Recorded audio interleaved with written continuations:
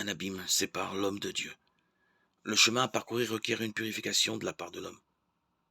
Si cette intuition universelle se retrouve dans la plupart des cultures et des religions, elle trouve un approfondissement unique dans le christianisme.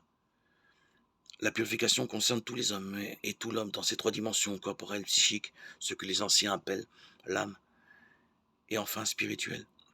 La pratique du jeûne, que l'on retrouve aux origines de la tradition hébraïque et dans toute la tradition chrétienne, répond à cette aspiration du cœur humain.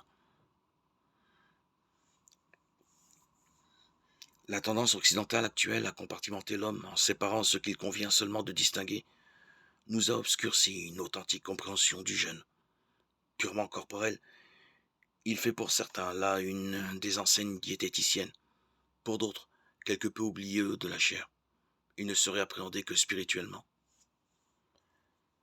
De quelle spiritualité parle-t-on alors? C'est parce qu'il purifie tout l'homme, dans sa chair, que dans son âme et dans son esprit, que le jeûne constitue un chemin de purification et d'ouverture à Dieu. Toute notre vie spirituelle s'exprime à travers notre psychisme, lequel se manifeste dans notre corps, ce que le corps est l'icône de l'âme. Il la signifie et la manifeste visiblement. La purification de l'un ne peut aller sans l'autre. Pour me rendre plus disponible à Dieu dans mon âme et mon esprit, il me faut purifier mon corps. Mais toute purification du corps n'est pas pour autant spirituelle. Une intention de conversion et d'amour est indispensable pour que cette purification du corps atteigne l'âme et l'esprit. Ma liberté est décisive. Il serait dommageable de réduire la pratique du jeûne à notre seul corps, oubliant ainsi ce qui fait le propre de l'homme, l'esprit. En effet, dans le livre de la création, Dieu insuffle dans ses narines un souffle de vie et l'homme devient un être vivant. Genèse 2:7. Ne trouvant aucune aide qui lui corresponde parmi les animaux, l'homme se comprend donc à partir du souffle divin reçu de Dieu et non à partir de sa corporéité commune avec les animaux.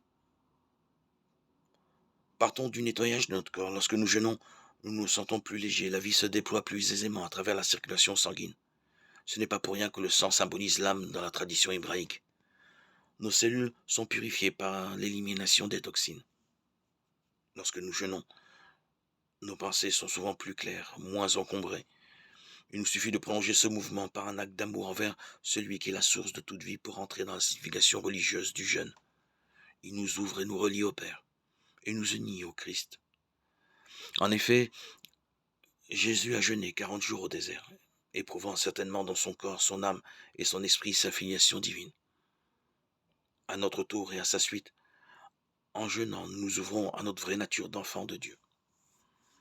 S'il est vrai que le jeûne peut concerner une foule d'attachements futiles qui nous encombrent, téléphone, portable, télévision, dépenses excessives, addiction, il n'en concerne d'abord pas moins le corps par une privation de nourriture. Nous savons combien les pratiques du jeûne sont variées et peuvent toutes s'ouvrir à une dimension spirituelle et devenir ainsi une façon de prier.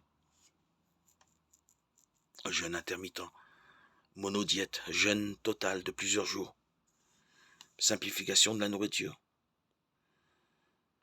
Le jeûne chrétien est donc un jeûne complet. N'oubliez rien de ce qui constitue l'homme.